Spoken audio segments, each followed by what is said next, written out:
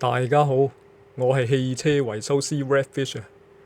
今集就唔同大家講咁多基本常識嘢啦，咁就睇下師傅同我點樣去做一個油缸出嚟。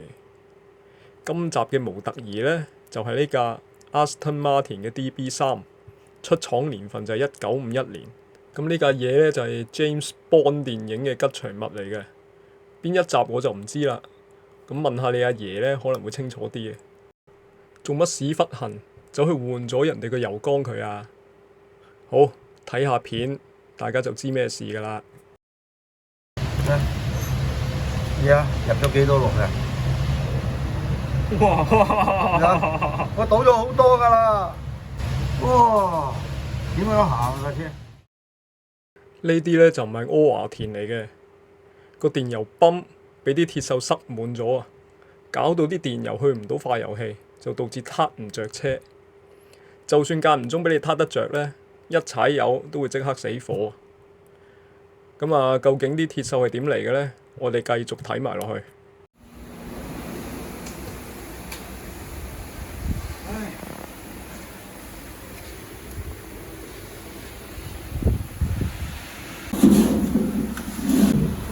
唔該晒。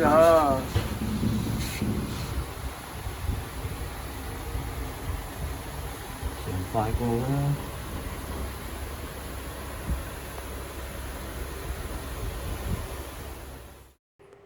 好啦，劏開咗個油缸之後就清楚晒啦，入邊就生晒鏽，啲粉末呢就喺呢度嚟嘅，霉成咁就已經冇得救㗎啦，咁就只能換一個新嘅。不過你想去買一個新嘅都幾難，架車已經成70年前㗎啦，大佬。就算俾你買到一個新嘅返嚟，生鐵造成嘅油缸遲早咪又會生鏽咯。所以師傅就決定用鋁合金做過一個新嘅取代鐵缸啦。好，我哋繼續去片。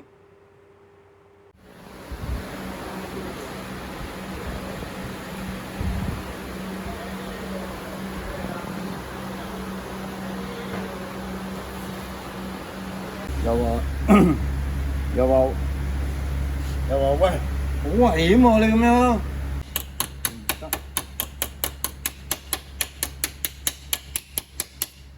先知道原來。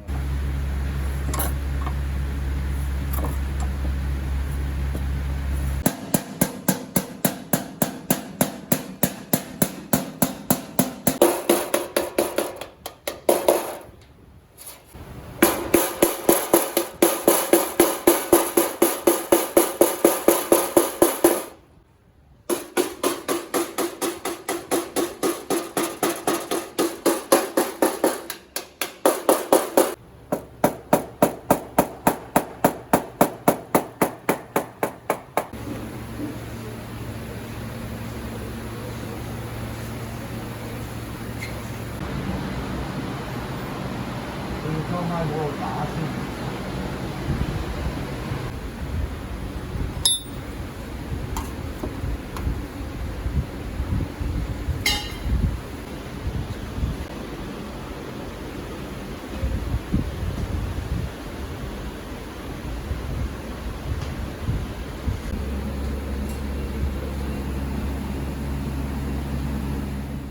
咁油缸嘅外觀就只不過係照跟翻原裝咁樣揼出嚟嘅，都係用個錘敲敲詐詐咁樣啦。至於油缸內部嘅結構呢，就有啲嘢想解釋下嘅。點解油缸要分開幾格呢？咁大家如果稱住個滿水嘅水桶行路嘅話，你向左行，水桶就會有一種向右搖嘅力呢去妨礙你嘅。咁因為水桶入邊啲水呢，就會好似啲海浪咁樣向你相反方向咁樣湧過去，所以你會好難控制到行走嘅方向嘅。如果成個缸就咁放喺車尾，呢種效果呢就會好影響行車啦。要減少呢個湧浪效果呢，就係將油缸分開幾格，有嘢隔開液體呢，咁就唔會湧得咁勁啦。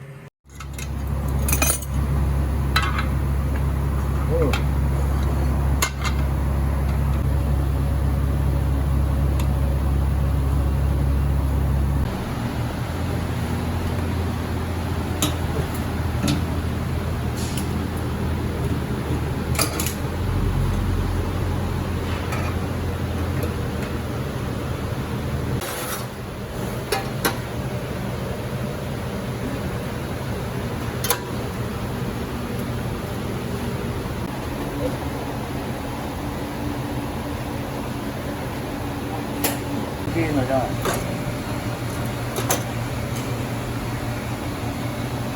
我屌你！轉咗窿扯撚實佢嚟燒啊！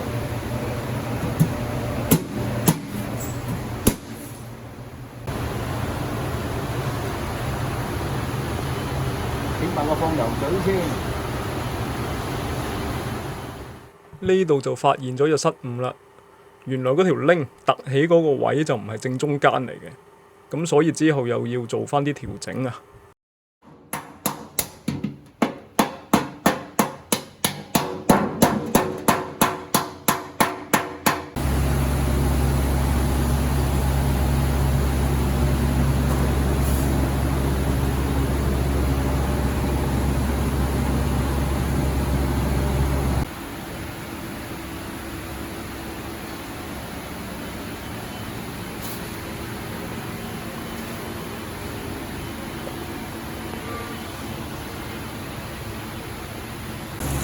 燒好咗之後呢，就倒啲水落去，睇下邊度有漏水。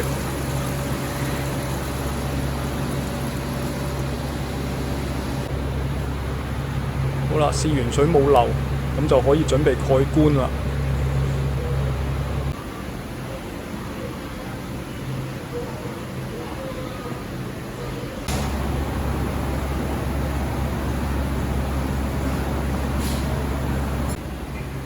完成品就喺度啦，轉個圈俾大家睇下啦。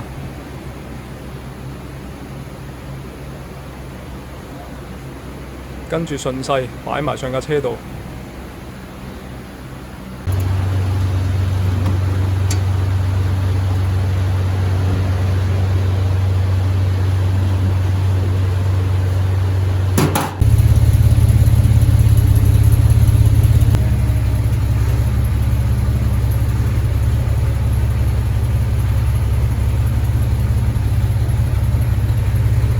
着到車，冇漏油，好妥當，好撚掂。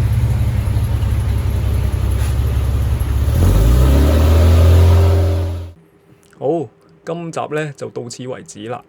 希望大家幫幫忙 CLS，我哋下集再見，拜拜。